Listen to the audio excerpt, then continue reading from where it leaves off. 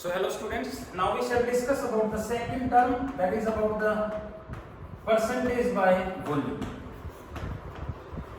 This is the second term for the concentration. Percentage by weight के बारे में हमने स्टडी किया, that is weight of solute divided by weight of solution multiplied by 100. Percentage by volume, वही concept है same. Percentage by volume को V by V से भी रिप्रेजेंट कर सकते हैं. जैसे आपके पास 20% solution by volume. So what do you mean by that? Mean to say 20 milliliter solute. By volume है तो फिर milliliter की टर्म में ले लेंगे. So 20% का मतलब 20 by 100 हो गया कि नहीं? So here 20 milliliter solute is dissolved in 100 milliliter solution. Weight में weight dissolve करेंगे percentage by weight, volume में volume dissolve करेंगे percentage by volume. तो पर 100 मिलीलीटर सॉल्यूशन में जितना वॉल्यूम सॉल्यूट का डिसॉल्व करेंगे that is known as percentage by volume. यानी volume of solute which is dissolved in per 100 millilitre solution is known as what? Percentage by volume. Very simple concept. Weight of solute dissolved in per 100 millilitre solution is known as percentage by volume. Okay, तो we can say कि जो percentage by volume है that will be equal to what? Volume of a solute divided by volume of solution और multiplied by 100. तो अगर आपको solute का volume पता है, solution का वॉल्यूम पता है, percentage by weight find out कर सकते हैं. जैसे for example you are given 50 millilitre okay ethyl alcohol is dissolved in 450 millilitre water. तो परसेंटेज बाय वॉल्यूम बताओ. तो बिल्कुल कर सकते हैं. That percentage by volume is equal to volume of solute. तो वॉल्यूम तो 50 हो गया divided by volume of solvent 450. लेकिन आपको चाहिए वॉल्यूम ऑफ सॉल्यूशन और सॉल्यूशन का मतलब सॉल्यूट प्लस सॉल्वेंट दोनों को ऐड कर देंगे कि नहीं? तो 500 लेंगे ना कि 450 क्योंकि यहाँ पर वॉल्यूम ऑफ सॉल्यूशन लेंगे. इसी तरह से परसेंटेज बाय वेट में भी वेट ऑफ सॉल्यूशन होता है और सॉल्यूशन का मतलब सॉल्यूट प्लस सॉल्वेंट को करेंगे. सो डेफिनेटली 10% बाय वॉल्यूम आता है. ठीक है. तो देखो जो मेडिसिन की बोतल होती है ना उनके ऊपर जो उनकी जो कंसंट्रेशन होती है उनके अंदर जो सोल्ट्स है वो परसेंटेज बाय वेट की फॉर्म में होता है W/W की फॉर्म में. तो दो कांसेप्ट आपने स्टडी किए परसेंटेज बाय वेट और परसेंटेज बाय वॉल्यूम. पर 100 ग्राम सॉल्यूशन में जितना सॉल्यूट है वो परसेंटेज बाय वेट और पर 100 मिलीलीटर सॉल्यूशन में जितना वॉल्यूम है सॉल्यूट का वो percentage by volume. That's very simple. ठीक है. जैसे फॉर एग्जांपल हम कहें how much amount of urea is required to prepare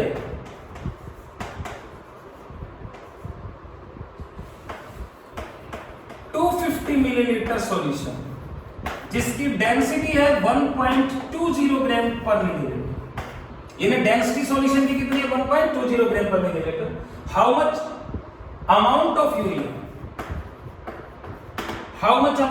is required to prepare 250 milliliter solution of strength 20% by weight. Okay, 20% solution by weight आपने prepare करना है.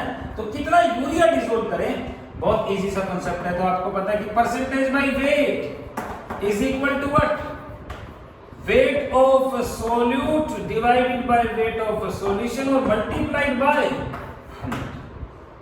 तो percentage by wait कितना है? 20. आपको सॉल्यूट का वेट फाइंड आउट करना है तो वेट ऑफ सॉल्यूट और divided by weight of solution. अब आपके पास सॉल्यूशन का वॉल्यूम है ना कि वेट है. तो वेट के लिए तो वॉल्यूम को डेंसिटी से मल्टीप्लाई कर देंगे कि नहीं? क्योंकि density weight divided by volume होता है कि नहीं? तो weight density multiplied by this. तो ये 300 आ जाएगा और multiplied by definitely you can take. तो वेट ऑफ सॉल्यूट बताओ कितना हुआ आपके पास? 60. Definitely you can calculate. तो 60 gram urea is required to prepare 20% solution by weight. जिसकी डेंसिटी 1.20 ग्राम है, तो बिल्कुल, क्योंकि आपको यहाँ पे वेट चाहिए सॉल्यूशन का, लेकिन आपको तो वॉल्यूम दे रखा है, तो वॉल्यूम को डेंसिटी से मल्टीप्लाई करके वेट फाइंड आउट करें, तो कर सकते हैं। तो बहुत इजी सा कॉन्सेप्ट है। Now we shall discuss about molarity. देखो मैं मोलरिटी और नॉर्मलिटी को एक साथ स्टडी करूंगा, कंपैरेटिवली करेंगे, बहुत इजी सा कांसेप्ट है। Normality and molarity, molarity is represented by capital M and normality is represented by capital N।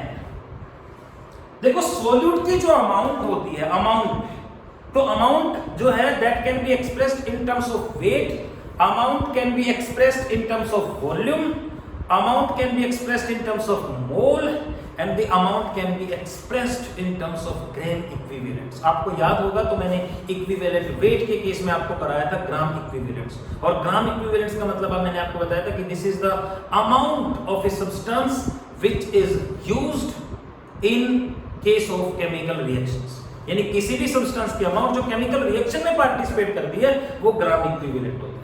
Reaction में ग्राम इक्विवेलेंट पार्टिसिपेट करते हैं, और वहां पर मैंने बताया था आपको कि दो कंपाउंड को अगर हम रिएक्ट कर रहे हैं तो उन दोनों के जो ग्राम इक्विवेलेंट्स हैं वो बराबर होते हैं। Gram equivalents of A must be equal to gram equivalents of B। Mole हो भी सकते हैं बराबर, नहीं भी हो सकते, लेकिन ग्राम इक्विवेलेंट्स बराबर ही होते हैं। तो जो मोलरिटी होता है, यहां पर जो सॉल्यूट है वो मोल्स की फॉर्म में डिसॉल्व करेंगे, और यहां पर जो सॉल्यूट है वो ग्राम इक्विवेलेंट्स की फॉर्म में डिसॉल्व करेंगे। जैसे हमने 2 नॉर्मल सॉल्यूशन ले लिया और इधर हमने 2 मोलर सॉल्यूशन ले लिया। बहुत इजी सा कांसेप्ट है, ध्यान से देखो। तो 2 मोलर सॉल्यूशन का मतलब क्या, यानी 2 मोल्स ऑफ सॉल्यूट। मैंने आपको शुरू में ही बताया कि कंसंट्रेशन में जो भी डिजिट होता है ये सॉल्यूट के अमाउंट को ही रिप्रेजेंट करता है, चाहे वो मोलरिटी में हो, चाहे नॉर्मलिटी में, चाहे मोलरिटी में, चाहे परसेंटेज बाय वेट, किसी में भी।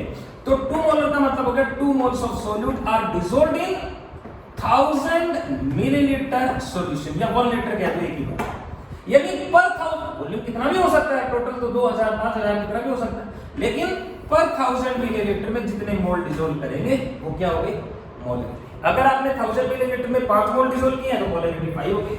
और 2 नॉर्मल सॉल्यूशन का मतलब क्या है, 2 ग्राम इक्विवेलेंट्स, यानी यहां पर जो सॉल्यूट है वो किसकी फॉर्म में डिसॉल्व करेंगे, ग्राम इक्विवेलेंट्स की फॉर्म में। तो 2 ग्राम इक्विवेलेंट्स आर डिसॉल्व्ड इन पर 1000 मिलीलीटर सॉल्यूशन। और मैंने आपको बताया था कि जो ग्राम इक्विवेलेंट्स होते हैं that is equal to n multiplied by number of moles, यानी किसी भी सब्सटेंस के जो मोल्स है ना उसको n फैक्टर से मल्टीप्लाई कर देंगे तो ग्राम इक्विवेलेंट्स का नंबर आ जाएगा। और जो n फैक्टर होता है वो वैलेंसी भी हो सकता है, वो बेसिसिटी भी हो सकता है, और वो एसिडिटी भी हो सकता है। ये मैंने बिल्कुल डिटेल में आपको करवाया ग्राम इक्विवेलेंट्स में, तो मोल से ही कैलकुलेट हो जाएंगे।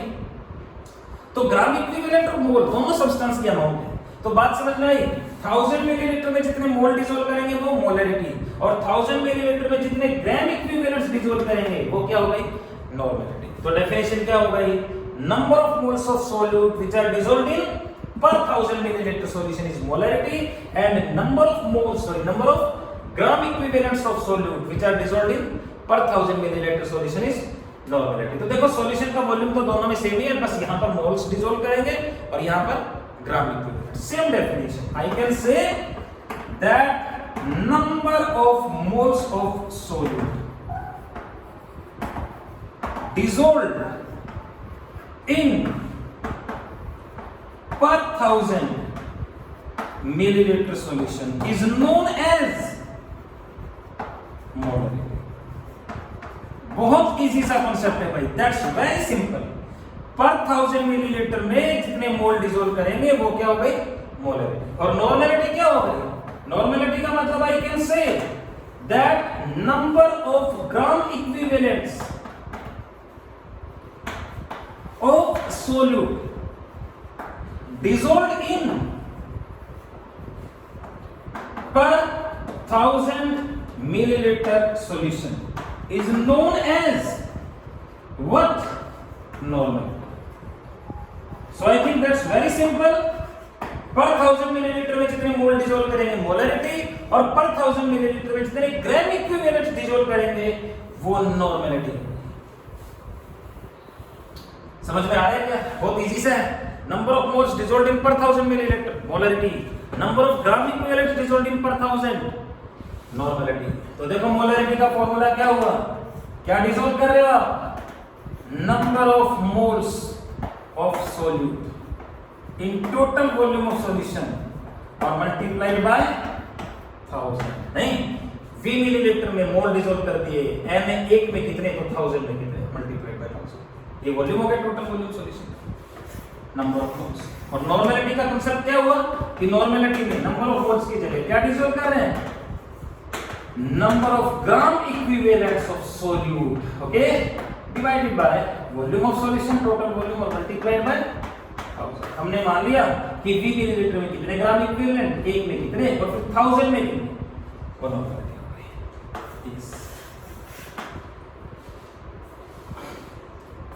यहां तक क्लियर है, किसी को कोई दिक्कत, नंबर ऑफ मोल्स पता है आपको, वॉल्यूम पता है, तो मोलरिटी फाइंड आउट कर सकते हैं कि नहीं, ये हम न्यूमेरिकल्स में भी यूज करेंगे। तो ये बिल्कुल है, molarity is equal to number of moles of solute, और सोल्यूट को मैं B से रिप्रेजेंट करूंगा, सॉल्वेंट को A से, तो number of moles of solute divided by volume of solution और मल्टीप्लाइड बाय 1000। तो 1000 यहां पर यूज कब करेंगे, जब सॉल्यूशन का वॉल्यूम मिलीलीटर में है, जब सॉल्यूशन का वॉल्यूम मिलीलीटर में, अगर लीटर होता तो फिर 1 लीटर का लीटर, अगर ये लीटर में तो फिर 1 यूज करेंगे, वो आपको पता है। अब देखो इसको फर्दर एक्सटेंड करें, क्योंकि हम नॉर्मली जो सब्सटेंस लेते हैं, हम तो क्या नाम है, वो थोड़ी ना काउंट कर सकते हैं, हम तो वेट की फॉर्म में डालेंगे। तो वेट का क्या रिलेशनशिप है, अगर आपको सॉल्यूट का वेट पता है तो मोलरिटी कैसे पता लगाओगे। तो देखो ये आपने मोल कांसेप्ट में भी किया था कि number of moles of solute, तो नंबर ऑफ मोल जो m होता है वो W/m होता है। तो number of moles of solute is equal to weight of solute, B से लिख रहा हूं, divided by gram molecular mass of solute. Solute का हो गया कांसेप्ट। इसी तरह से पुट कर दो इस इक्वेशन को यहां पर, तो मोलरिटी हो गई आपके पास weight of solute molecular mass of solute into volume of solution, इसको mg से लिख देता हूं मैं, और इनटू 1000। और 1000 तब आएगा जब सॉल्यूशन का वॉल्यूम मिलीलीटर में, अगर लीटर में है तो 1 ही रहेगा। यस, ये मोलरिटी आ गई। तो अगर आपको सोल्यूट का वेट पता है, सोल्यूट का मोलिकुलर मास पता है, मोलरिटी फाइंड आउट कर दें। क्लियर है भाई। यहां पर देखो इसको भी आगे एक्सटेंड कर दें, number of gram equivalents of solute will be equal to weight of solute divided by gram equivalents है तो ग्राम इक्विवेलेंट वेट ले लेंगे सोल्यूट का, that is equivalent weight of solute, EB से रिप्रेजेंट कर देता हूं। ये इक्वेशन पुट कर दो यहां पर, तो नॉर्मलिटी हो गई आपके पास weight of solute equivalent weight of solute into volume of solution और मल्टीप्लाइड बाय 1000। और 1000 कब लेंगे, जब सॉल्यूशन मिलीलीटर की करेंगे। तो ये इक्वेशन हो गई।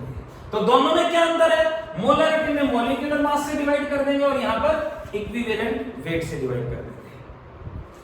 आपको याद हो तो देखो इक्विवेलेंट वेट जो है वो मॉलिक्यूलर मास से डिटरमाइन करेंगे।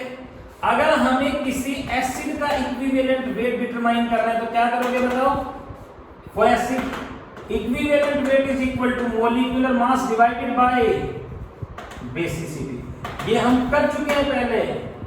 बेसिसिटी मतलब कितने H पॉजिटिव डोनेट करेगा कोई एसिड, बेसिसिटी का मतलब क्या, number of H positive ions donated bye acid, not present, donate कितने करता है। जैसे HCl है, एक ही H डोनेट करेगा, H2SO4 2 H डोनेट कर सकता है, H3PO4 phosphoric acid 3 H donate कर सकता है। तो यहां पर बेसिसिटी 1, यहां पर बेसिसिटी 2 और यहां पर basicity 3। It can donate 3 H positive ions. तो यहां पर तो इक्विवेलेंट वेट और मॉलिक्यूलर वेट सेम ही रहेगा, यहां पर इक्विवेलेंट वेट m/2 हो गया और यहां पर जो इक्विवेलेंट वेट है वो m/3 होगा। आपको याद हो तो मैंने आपको H3PO2 भी बताया था और H3PO3 भी बताया था। देखो यहाँ पर 3 H है लेकिन H3PO2 डोनेट एक ही करता है, तो इसकी बेसिसिटी 1 है, यूं नहीं कि 3 H है तो बेसिसिटी 3 है, डोनेट एक करता है ना। और H3PO4 में 3 H है लेकिन डोनेट करेगा 2, तो इसकी बेसिसिटी 2 हो गई। ठीक है भाई, तो बिल्कुल कैलकुलेट कर सकते हैं। और इसका रीजन भी मैंने आपको पहले बताया कि H3PO2 में एक्चुअली OH ग्रुप एक ही होता है, एक ही हाइड्रोजन है जो ऑक्सीजन के साथ अटैच है, तो ये ऑक्सीजन खींचेगा, इलेक्ट्रॉन H पॉजिटिव डोनेट करेगा, बाकी जो H है वो फास्फोरस के ऊपर अटैच है, तो फास्फोरस की इलेक्ट्रोनेगेटिविटी कम होती है, तो ये विड्रॉ कर ही नहीं पाएगा। तो एक OH ग्रुप है, इसलिए ये मोनोबेसिक, ठीक है। This is known as hypophosphorous acid. इसी तरह से H3PO3 की अगर हम बात करें तो इसमें दो OH ग्रुप हो गए, एक OH ग्रुप ये और एक, तो इसकी बेसिसिटी जो है वो 2 होगी। सो बेसिसिटी इज 2 क्योंकि दो OH ग्रुप है। This is known as phosphorous acid.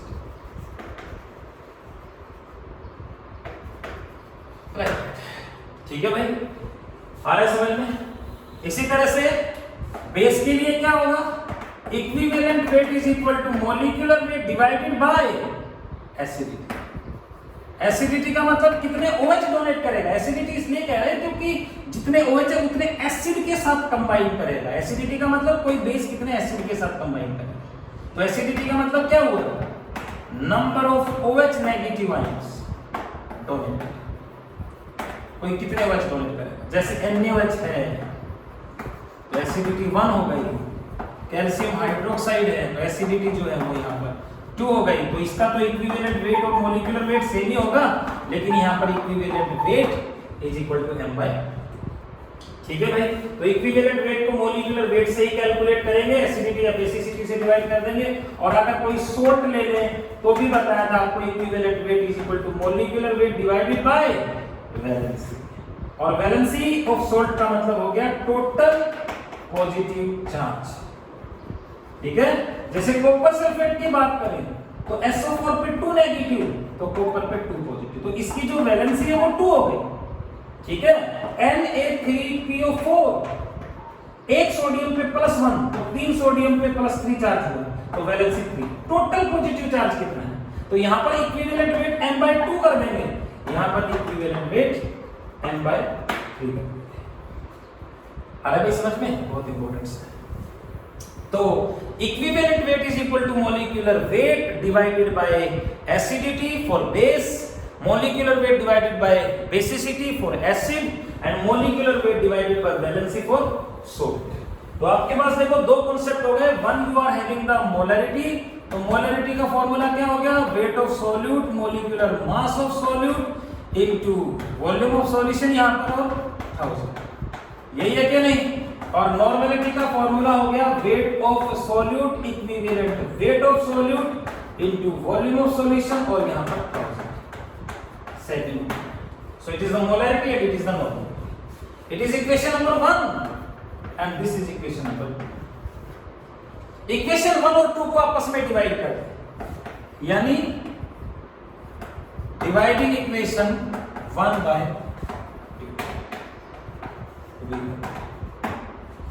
Molarity should be divided by the normality.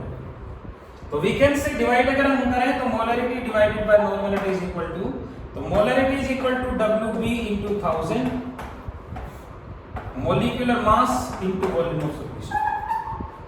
और इस फैक्टर से डिवाइड कर देंगे तो अपोजिट हो गया कि नहीं, यानी equivalent weight of solute into volume of solution divided by Wb into 1000 से 1000 कैंसिल हो गया, Wb से Wb कैंसिल हो गया, वॉल्यूम से वॉल्यूम कैंसिल हो गया।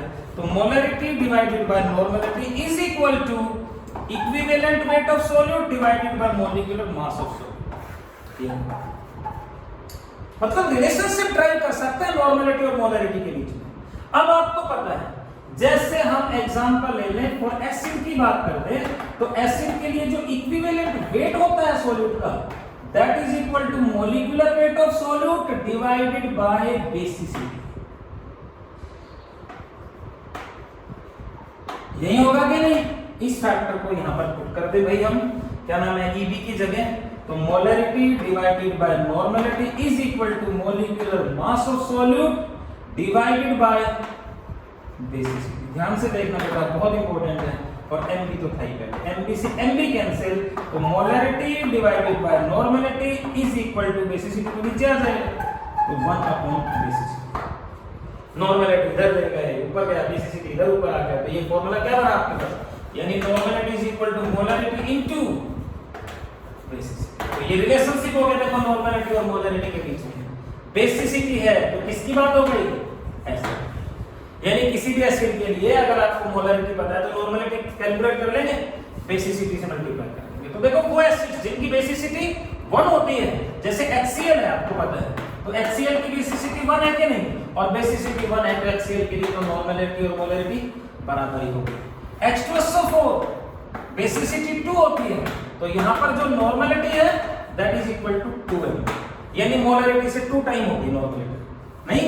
इसी तरह से जैसे H3PO4 है फॉस्फोरिक एसिड, इसकी बेसिसिटी ऑक्सीजन 4 है तो बेसिसिटी भी 3 है, 3 होते तो 2 होती, 1 होता सॉरी 2 होते तो फिर 1, बताया मैंने आपको। जैसे लिख देता हूं यहां पर भी H3PO3 H3PO2, ये बिल्कुल याद रखना, तीनों बहुत इंपॉर्टेंट से एग्जांपल है भाई। इसकी बेसिसिटी 3 है, इसकी बेसिसिटी 2 है, मैंने स्ट्रक्चर बताया था आपको। H3PO2 की बेसिसिटी 1 है, तो यहाँ पर जो नॉर्मलिटी है वो 3m कर देंगे कि नहीं, और यहाँ पर जो नॉर्मलिटी है वो 2m आ गया, और यहाँ पर तो बेसिसिटी 1 है तो नॉर्मलिटी और मोलरिटी बराबर है। ठीक है, सो डेफिनेटली ऑब्जेक्टिव में बिल्कुल पूछ लेते हैं, ये 4 ऑप्शन दे दिया आपको और कहा जाए कि बताओ कौन से एसिड के लिए नॉर्मलिटी और मोलरिटी बराबर है, तो इसके लिए बराबर होगी नहीं 3m 2m। इसी तरह से अगर आपके पास बेस है तो बेस के लिए क्या कांसेप्ट यूज कर देंगे, normality is equal to molarity multiplied by acidity, कितने में स्टोरेज करेगा। सोल्ट है तो क्या करेंगे, normality is equal to molarity multiplied by valency, यानी टोटल पॉजिटिव चार्ज कितना है। जैसे क्लियर कर पाओगे भाई, बहुत इजी सा कांसेप्ट है, that's very simple. Example study करते हैं। For example you are given 19.6 gram H2SO4 is dissolved in 100 gram 100 milliliter solution। Normality और मोलरिटी बता दो क्या होगी, what is the normality of solution. तो बहुत इजी सा कांसेप्ट है। तो देखो नॉर्मलिटी का फॉर्मूला क्या हुआ, wait of solute equivalent weight of solute into volume of solution और मल्टीप्लाइड बाय 1000। ये है कि नहीं, तो वेट तो कितना है सॉल्यूट का बताओ 19.6, इक्विवेलेंट वेट H2SO4 का, तो H2SO4 की बेसिसिटी 2 है कि नहीं बताओ, तो मॉलिक्यूलर मास का फार्मूला से निकाल लेंगे, 2 हाइड्रोजन का 2, सल्फर का 32, 64, 98 हुआ और 2 से डिवाइड कर देंगे 49 हुआ कि नहीं। वॉल्यूम कितना है 100 मिलीलीटर, तो मिलीलीटर में तो 1000 यूज करेंगे। कोई भी कंफ्यूजन है तो बता दो, दैट्स वेरी सिंपल। सो इसको सोल्व कर लो, डेफिनेटली ये तो कट गया यहाँ पे, और आई थिंक ये 49 इस 4 पे कटेगा सीधा सीधा 4 पे, 4.9 को 4 से मल्टीप्लाई करोगे तो 19.6 आएगा। तो ये अगर 196 होता तो 4 पे कटता, लेकिन 19.6 है तो 0.4 पे कट गया, तो नॉर्मलिटी आ गया आपके पास 4n, 0.4 multiplied by 4n is the normal. Normality की यूनिट भी नॉर्मल ही होती है, सो 4n। ठीक है, अब मोलरिटी निकालना है तो मोलरिटी के लिए इक्विवेलेंट वेट की जगह मॉलिक्यूलर मास नहीं, मोलरिटी किसके बराबर होगा, वेट ऑफ सॉल्यूट वही 19.6 1000, लेकिन मॉलिक्यूलर मास यूज करेंगे यहाँ पर 98 और ये 100, इससे ये 2 पे कट जाएगा तो 0.2, तो मोलरिटी हो गई 2m। ठीक है, और वैसे इससे भी कर सकते थे क्योंकि आपको पता है normality is equal to m into basicity, तो H2SO4 की बेसिसिटी तो 2 है, तो m किसके बराबर हो गए n/2, तो n4 डिवाइडेड बाय 2, तो 2 आ गई। तो आप ऐसे भी कर सकते थे, एक ही बात है। तो अगर आपको सॉल्यूट का वेट पता है, वॉल्यूम पता है सॉल्यूशन का, कर लेंगे कि नहीं फाइंड आउट। जैसे for example you are given what is normality and molarity of 25% solution of H2SO4 by weight, and density जो है solution की वो दे रखी है 1.2 ग्राम पर millilitre. Okay, 25% solution H2SO4 by weight, normality और molarity बताओ क्या होगी। अब दोनों में से एक भी वैल्यू निकालने, पहले दूसरा तो आ ही जाएगा। अब नॉर्मलिटी का फॉर्मूला पता है आपको क्या होता है, wait of solute divided by equivalent weight of solute, नहीं, इनटू वॉल्यूम ऑफ सॉल्यूशन और मल्टीप्लाइड बाय 1000। यही फॉर्मूला होता है कि नहीं? अब आपको सॉल्यूट का वेट चाहिए, तो 25% solution of H2SO4 by weight का मतलब क्या है? सबसे पहले किया था हमने 25% solution of H2SO4 by weight का मतलब ये हो गया कि 25 ग्राम H2SO4 is dissolved in 100 gram solution. तो सॉल्यूट का वेट पता चल गया, सॉल्यूशन का वेट पता चल गया। तो सॉल्यूट का वेट तो 25 into 1000, इक्विवेलेंट वेट H2SO4 का अभी किया 49। वॉल्यूम ऑफ सॉल्यूशन चाहिए, लेकिन आपके पास सॉल्यूशन का वॉल्यूम नहीं है, वेट है। तो वॉल्यूम कैसे